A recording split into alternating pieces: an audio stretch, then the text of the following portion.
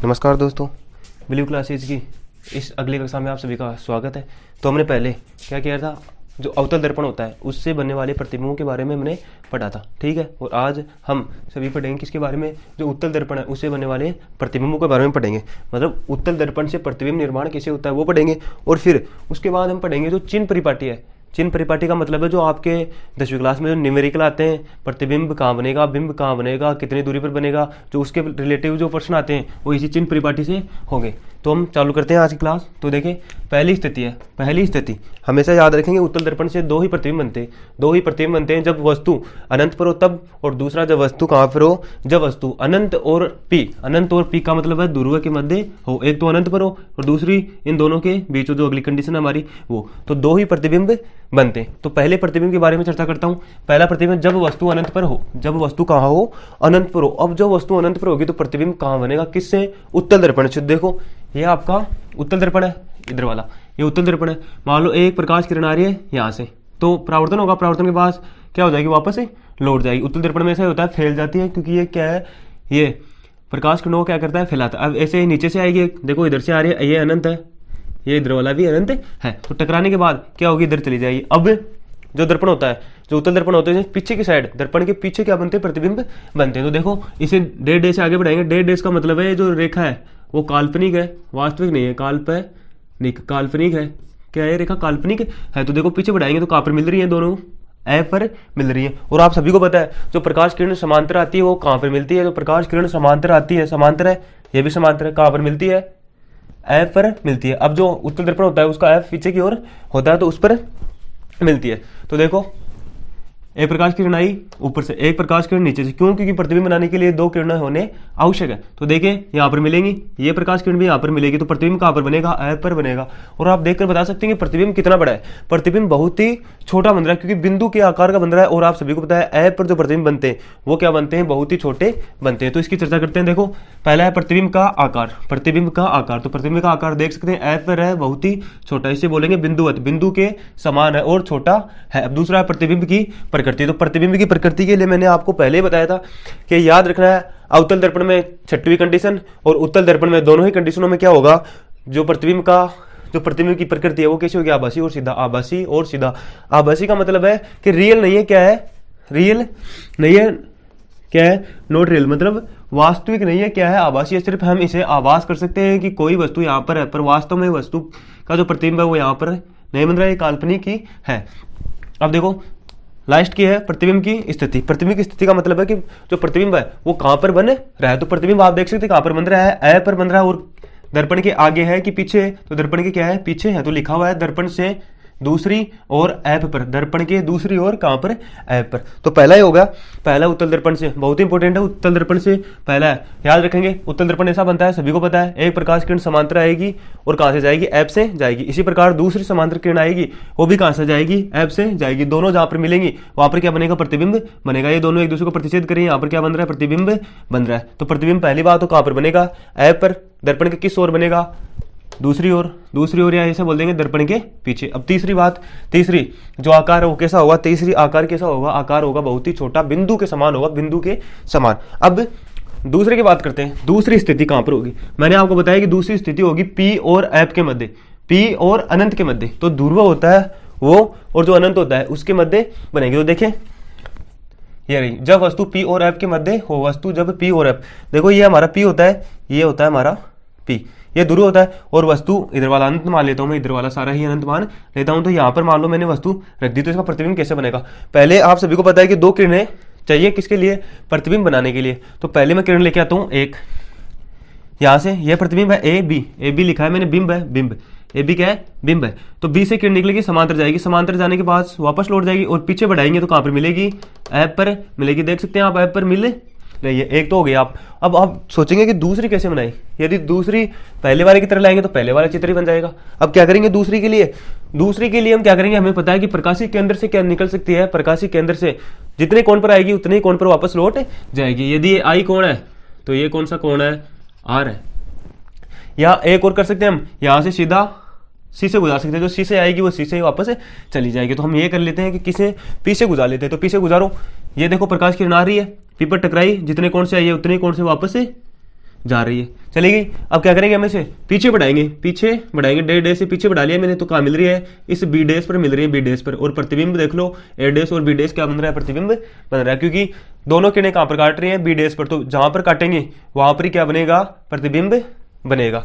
तो देख लें, प्रतिबिंब बन गए यहाँ पर, ये ए डेस बी डेस क्या है, प्रतिबिंब है। अब इसकी बात करते हैं कि इसमें जो कंडीशन में क्या क्या बन रहा है। तो पहला ही है प्रतिबिंब का आकार। प्रतिबिंब का आकार कैसा होगा, छोटा होगा। प्रतिबिंब का आकार देख लो, ये जो बिंब है इतना बड़ा है, प्रतिबिंब कितना है, इतना सा है, तो प्रतिबिंब का आकार क्या हो गया, छोटा हो गया। दूसरी बात, प्रतिबिंब की प्रकृति। प्रतिबिंब की प्रकृति आपको याद ही रखनी है, उत्तल दर्पण में क्या बनेगी, आभासी और सीधा बनेगा। कैसा बनेगा, आभासी और सीधा। अब तीसरी बात है कि जो प्रतिबिंब है, ये देखो यहां से प्रतिबिंब की स्थिति, कि प्रतिबिंब कहां पर बनेगा। तो प्रतिबिंब की स्थिति क्या कह सकते हैं हम, ये तो P और ये है F, P और F के मध्य। क्या बोलेंगे, यहां मिटा के लिख देता हूं कि किसके मध्य, P और F के मध्य। तो कहां पर बन गई, ये इसकी कंडीशन है, कहां पर बनेगी, P और F के मध्य। देख सकते हैं P और F के मध्य बनेगी। तो आप इसका स्क्रीनशॉट लेंगे। फिर हम अगला जो टॉपिक हमारा चिन्ह परिपाटी वो करते हैं। ये चिन्ह परिपाटी बहुत ही इंपॉर्टेंट है। आपका जो प्रश्न है वो इस बार एक 4 नंबर का प्रश्न आएगा जो इसी चिन्ह परिपाटी से होगा। जिसको ये चिन्ह परिपाटी नहीं आती है उसको वो क्वेश्चन है वो भी नहीं होगा उससे, और वो गलत हो जाएगा। तो देखें, इसका स्क्रीनशॉट लें, फिर मैं इसको मिटाता हूं। तो ले लिया होगा आप सभी ने। तो आगे देखेंगे क्या, चिन्ह परिपाटी। और इतना याद रखना है कि जो चिन्ह परिपाटी होती है वो उत्तल दर्पण हो, चाहे से अवतल दर्पण हो, चाहे लेंस हो, चाहे उत्तल लेंस हो, चाहे अवतल लेंस हो, कोई सा भी लेंस हो, सभी के लिए क्या होती है, सेम होती है। तो देखिए, चिन्ह परिपाटी को ध्यानपूर्वक समझेंगे सभी। एक दर्पण बना देता हूं, ये मान लो कौन सा दर्पण है, आप सभी को पता है। यदि मैं इधर पॉलिश कर दूंगा तो ये कौन सा दर्पण बनेगा, ये अवतल दर्पण बनेगा। तो ये कौन सा दर्पण है, अवतल दर्पण। अवतल दर्पण हो गया। अब देखो, सभी को पता है ये क्या होता है, ये पी इसका ध्रुव होता है, ये होती है अक्ष, अक्ष देश, जिसको क्या बोलते हैं, मुख्य अक्ष बोलते हैं। ये होता है एम एन, जिसे हम द्वारक बोलते हैं। ये इतनी चीज है, इतनी चीज तो आपको पता है, यह है दर्पण। अब बात करें हम चिन्ह परिपाटी की। चिन्ह परिपाटी से पहले तो चिन्ह परिपाटी का मतलब क्या है। चिन्ह परिपाटी का मतलब है कि 3 वैल्यू है, उनके हमें साइन बतानी है। 3 वैल्यू कौन कौन सी है, यू, वी और एफ। यू क्या होता है, वी क्या होता है और एफ क्या होता है। तो यू तो होता है बिंब, यू क्या होता है, बिंब होता है, यू तो होता है बिंब हो गया। दूसरा वी क्या होता है, वी होता है प्रतिबिंब, तो वी होता है प्रतिबिंब, प्रतिबिंब हो गया। तीसरा एफ क्या होती है, फोकस, फोकस दूरी होती है। एफ याद रखना हमेशा, फोकस दूरी होती है, और इसको कैपिटल से नहीं स्मॉल से लिखते हैं। एफ होती है फोकस दूरी। इन सभी का आपको पता है, यू बिंब, वी प्रतिबिंब, एफ फोकस दूरी। अब इनके साइन बताने, इनके साइन कैसे बताए जाएंगे। मान लो अवतल दर्पण दे दे और पूछे अवतल दर्पण में जो बिंब है वो धनात्मक होगा कि ऋणात्मक, तो अब कैसे बताएंगे आप, ये चिन्ह परिपाटी है यह बताएगी।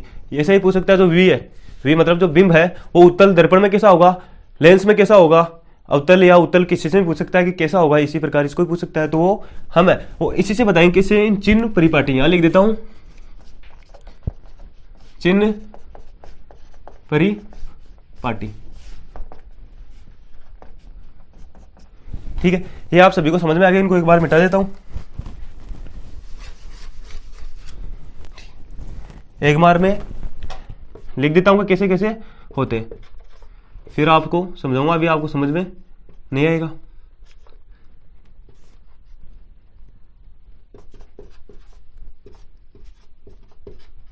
इसको ध्यानपूर्वक समझेंगे सभी।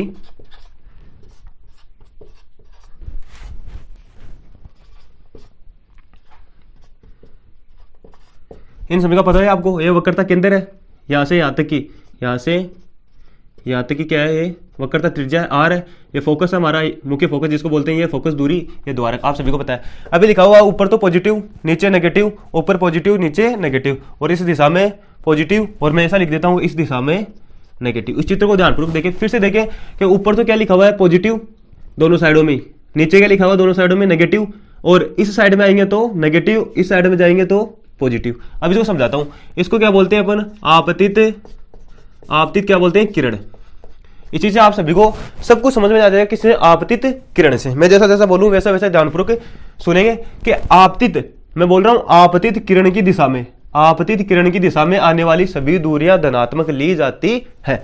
आपतित किरण की दिशा में आने वाली सभी दूरियां धनात्मक ली जाती हैं। देखो ये आपतित किरण है, इसकी दिशा में जो दूरियां आएंगी, चाहे वो किसकी हो, फोकस हो, चाहे वो वक्रता के अंदर हो चाहे वक्रता त्रिज्या हो, वो क्या ले जाएंगे, धनात्मक ली जाएंगी। और आपतित किरण की विपरीत दिशा में आने वाली किस में ली जाएंगी, ऋणात्मक ली जाएंगी। देखो ये जो रेखा इसको दर्शा रही है कि आपतित किरण की विपरीत दिशा में, और ये दर्शा रही है कि आपतित किरण की दिशा में है। तो याद रखना, आपतित किरण की दिशा में आने वाली सभी दूरियां धनात्मक, आपतित किरण की विपरीत दिशा में आने वाली सभी दूरियां ऋणात्मक। और ऊपर की जो दूरियां है वो, या ऐसा समझे आप सभी को पता है जो कोऑर्डिनेट होते हैं उसमें क्या होता है, ये अक्ष होता है, ये अक्ष डेश होता है, ये वाई होता है और ये वाई डेश होता है। इतना तो पता ही है आपको, जो गणित में होते हैं जो कोऑर्डिनेट होते हैं वो। अब देखो जो ग्राफ बनाते हैं उसमें देखो इस साइड का आपका क्या होता है, पॉजिटिव होता है, नहीं होता ग्राफ में। इस नीचे वाला ये क्या होता है, नेगेटिव। ये इधर वाला भी क्या होता है, नेगेटिव। और जो ऊपर है इस साइड वाला ये क्या होता है, पॉजिटिव होता है। कह सकते हैं हम वाई का मान तो होता है धनात्मक, और जो अक्ष होता है उसका मान होता है धनात्मक इधर, और वाई डेश का ऋणात्मक और अक्ष डेश का भी ऋणात्मक होता है। तो अब देखिए इधर समझे, ये वही है कि ऊपर है वो धनात्मक, देखो ये पॉजिटिव है तो इधर देख लीजिए ये पॉजिटिव है, इधर वाला पॉजिटिव, इधर वाला भी, और इधर ये वाई है वो भी क्या होता है, पॉजिटिव ही होता है। अब नीचे देखें, नीचे नेगेटिव है, नीचे ये क्या है, नेगेटिव है, और इसका मान भी नीचे क्या होता है, नेगेटिव ही होता है। ठीक है, तो ये सभी बात आप सभी को समझ में आ गई। फिर से सुन लें, आपतित किरण की दिशा में आने वाली दूरियां क्या ली जाएंगी, धनात्मक। आपतित किरण की विपरीत दिशा में आने वाली दूरियां क्या ली जाएंगी, ऋणात्मक। ऊपर आने वाली दूरियां क्या ली जाएंगी, धनात्मक। नीचे आने वाली क्या ली जाएंगी, ऋणात्मक। ठीक है, अब इनकी पहले तो आप इसका स्क्रीनशॉट लेंगे, फिर मैं इसको एक एक जो पॉइंट है वो आपको लिखाता हूं ताकि आप याद रखेंगे। उसी से आपको क्या होंगे, पता चलेगा कि कब धनात्मक लेंगे कब ऋणात्मक लेंगे। तो इसका स्क्रीनशॉट ले लें, जल्दी से ले लिया होगा। ठीक है, अब लिखता हूं ताकि आप को याद भी रहे। पहला ही पॉइंट है, सभी दूरियां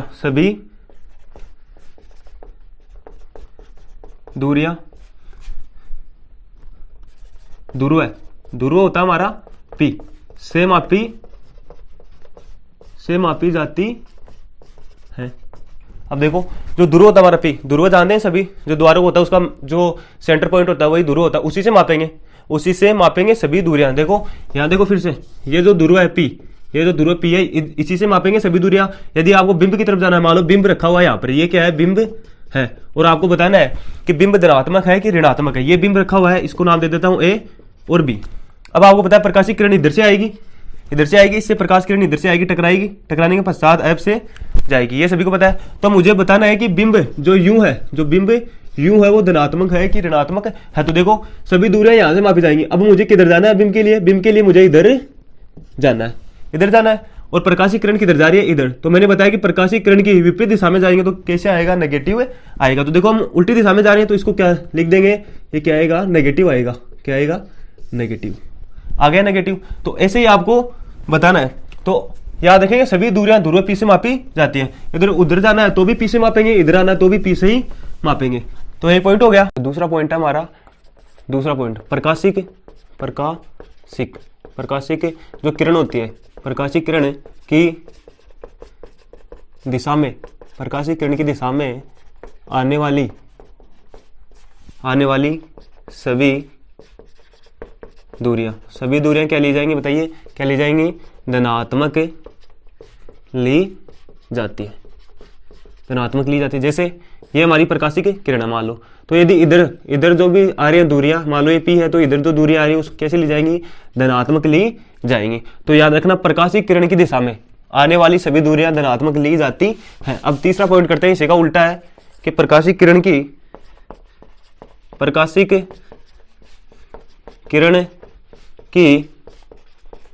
विपरीत दिशा में आने वाली सभी दूरियां क्या ली जाती है, ऋणात्मक ली जाती है। याद रखना, जैसे मान लो ये प्रकाशिक किरण इधर आ रही है और ये हमारा मान लो यहाँ पर P है और मुझे जाना है P से इस साइड, तो क्या लेंगे, इस साइड वाली दूरियां सभी क्या लेंगे, ऋणात्मक लेंगे। तो याद रखना कि प्रकाशिक किरण की विपरीत दिशा में जाने पर जो दूरियां ली जाएंगी वो कैसी ली जाएंगी, ऋणात्मक ली जाएंगी। तो ये भी समझ में आ गया आपको। तो अगला बताता हूं, चौथा है अक्ष डेश के ऊपर सभी दूरियां क्या ली जाएंगी, धनात्मक ली जाएंगी, धनात्मक ली जाती है। देखो ये हमारे दर्पण का अक्ष डेश होता है, हमारे दर्पण का अक्ष डेश होता है, ये होता है पी। तो इसके ऊपर जो दूरियां होंगी वो क्या आएंगी, धनात्मक, और नीचे क्या होंगी, ऋणात्मक होंगी। तो हमने लिख दिया है कि अक्ष डेश, इसको क्या बोलते हैं, मुख्य अक्ष, इसको बोलते हैं मुख्य अक्ष बोलते हैं इसको।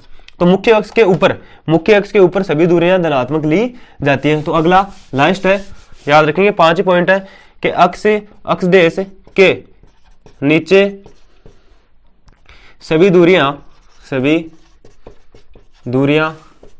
ऋणात्मक ली जाती है। अक्ष डेश के जो नीचे सभी दूरियां वो क्या ले जाएंगे, ऋणात्मक ली जाएंगी। तो ये आपके क्या हो गए 5 पॉइंट। इनसे आप बता सकते हैं कि यू धनात्मक होगा, कि वी धनात्मक कब होगा, एफ धनात्मक कब होगा, एफ ऋणात्मक कब होगा। तो ये सभी 5 है, 5 को ध्यानपूर्वक आपको पढ़ना है और आपको याद रखना है इन 5 को, ताकि इनसे जो बोर्ड में 4 नंबर का एक प्रश्न पूछा जाएगा जो आपका आसानी से हो जाएगा। वरना आपके वो धनात्मक में ऋणात्मक में क्या हो जाएंगे, गलत हो जाएंगे और नंबर नहीं मिलेंगे। तो आप इनको अच्छे से याद कर लें और इसका स्क्रीनशॉट और इसका नोट्स है वो बना लें। ठीक है, आज की कक्षा में हम इतना ही करेंगे। अगली कक्षा में इससे आगे का जो चैप्टर है हमारा वो